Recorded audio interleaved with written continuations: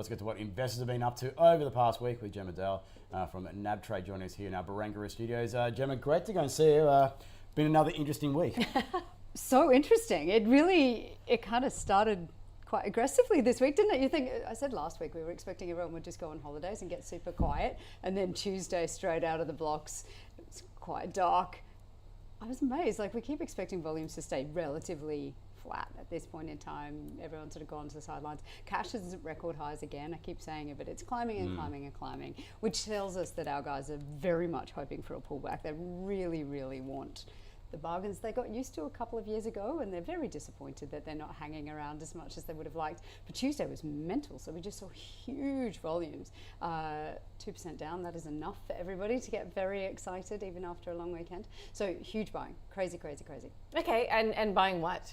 Materials. They bought materials.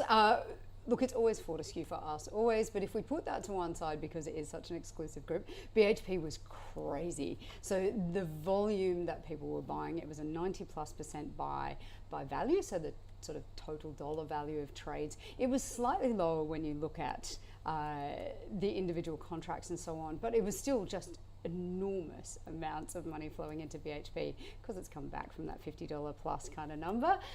Then again, our guys were buying it at 36 last year, so it's not exactly a massive discount. Same thing happened with CBA last year. When it came back to $90, we saw a 90+% buy, even though it had been at $70 at the beginning of the year. So there is that attachment to a recent price. Clearly, people thought it was worth jumping on, and anything really in the materials sector is worth looking at the moment for our guys. That's sort of most of the top 20, and then a couple of extras.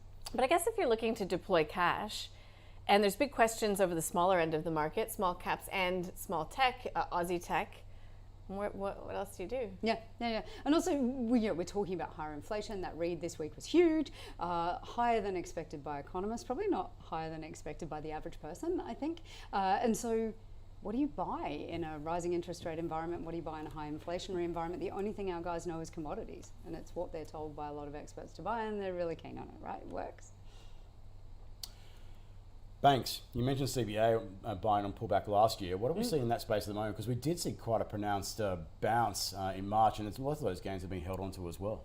Yeah, banks are really interesting. They're always a really consistent part of the portfolio turnover and a consistent part of holdings. What is interesting is how they move around the banks more than anything else. Westpac's been the big favourite for about 18 months, which I find really interesting, and that seems to be a reversion to the mean story more than anything else.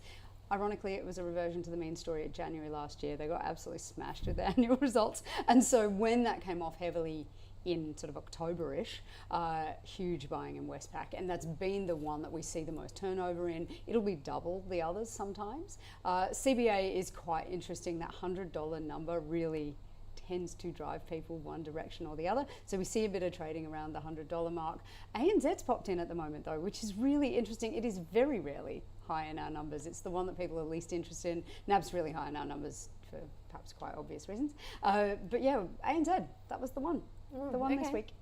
I like when things change. I guess things changed big time for EML this week in the wake of its downgrade. It wasn't expected. It's just responded to a price query, in fact, from the ASX today as to how that downgrade came about so swiftly after it reaffirmed guidance just in mid-March or so. But there's a price for everything, isn't there? How is EML treated by your traders? Because there's been a lot of talk about a complete lack of faith, investors running for the hills. Yeah, it's a super interesting one, isn't it? Because it's not an attractive buy now, pay later option. It's in the sort of fintechy space, but it's not as intuitive or practical and pragmatic as one of those. It's a complex business. It's a complicated business. It's hard to understand and unpack, and it constantly shocks the market, which people don't love, right? So there have been a lot of reasons to not like it. Clearly though, this week, that is the price that some of our guys will get in and go, do you know what, I'm willing to wear the risk on this. Maybe it's all priced in now. So we actually did see some buying, which is not that common. It's not frequently in our numbers. Okay, interesting. AMP's been getting progressively smaller over the decades. Getting a lot smaller this week. Divestments coming through. What are the clients doing? Yeah, I mean, AMP's been a brutal ride for anyone who's followed it for any period of time, and some of you may remember, because I'm clearly really old now, there was a bid for $20 a share for AMP back in about 2000-ish, from NAB actually, as it happens. Thank God we didn't get that away. But yeah, it's been extraordinary. I mean, that's just been such a brutal downhill run. And so many of our guys did get out earlier. It's not a large holding anymore. Obviously, some of that has to do with the share price plummeting, but it's not a large holding. We don't have a large number of holders. Those who do have it are looking for a number to get out. So this week gave them an opportunity. $1.14 was the number, and they were just out. 90+% selling. People are like, thank God I can just kind of take a bit more than the 90 cents I would have got a couple of weeks ago.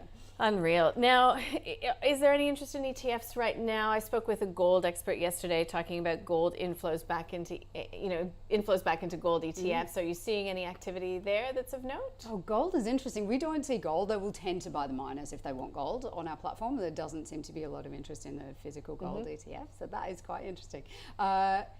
It's fast, to be honest with you. It's really interesting to me to see what people buy in an ETF. When the market comes off really hard and it's a really volatile day, we will see ETFs in the top 10, which is big change from 2 years ago when we did not see that kind of behaviour.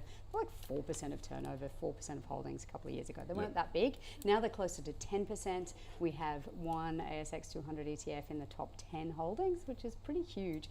But it's primarily because it's consistent buying. You rarely see anything less than 90% buying. That is people accruing wealth over time. They're just taking that long-term play, and they'll do it on a down day, and they get very excited about a down week. And so they just jump in, which is interesting. But it's ASX 200. So the question that I usually get is, surely if you're going to buy an ETF, you will go to the S&P 500 or the NASDAQ to diversify your portfolio. Nope. Turns out you start with the ASX 200. That's where you start, and you build that up first. So we see it all the time. Gemma, even for giving the bounce we've seen over the past couple of days, a lot of people are nervous out there at the moment. Is there anyone who's looking to go and use any mechanism to go and protect the downside? Yeah, you can see the anxiety building, right? It's quite clear in the base, partly because volumes are down, apart from the really negative days. They'll buy on the negative days, but the volumes are down, cash book is high, and the other thing is a massive indicator the bear ETF is back. So strong bear hedge fund, that is telling you that people are very, very anxious. It tends to be only a really, really small number of traders. They tend to be very high value, so they know what they're doing and they're just putting it in as a hedge. But when you see that come back up your numbers, there's something going on for people. Now, story of the week, and we know Elon Musk buying Twitter potentially, the impact that it's had on Tesla and its share price, but it's all come amidst the US quarterly earnings season. So where's the noise? Are traders seeing through the noise? What are they buying or selling? I think I was saying to you guys last week, they're not buying Twitter, that's for sure. So they're not interested in buying Twitter. That's not a thing. Tesla, though, they just always want Tesla. It's a bit like it's a bit like the ASX 200 ETFs. It's like this thing that they accrue. When it came off, that obviously gave people an opportunity to get in at a slightly lower price, but not dramatically lower given the last couple of years, right? It's still quite extraordinarily. The performance has been exceptional. So for so many of our guys, they just keep picking it up, Apple was in, which was interesting. It's in, but it was in for a reason this week. There's usually a long tail of international stocks, but there's always Tesla at the top. It's the Fortescue of international, right? It's the thing that people love. Lock it in. Gemma Dale from nabtrade. Fantastic to go and chat as always. You enjoy your weekend. Thanks, Great Gemma. to talk to you guys.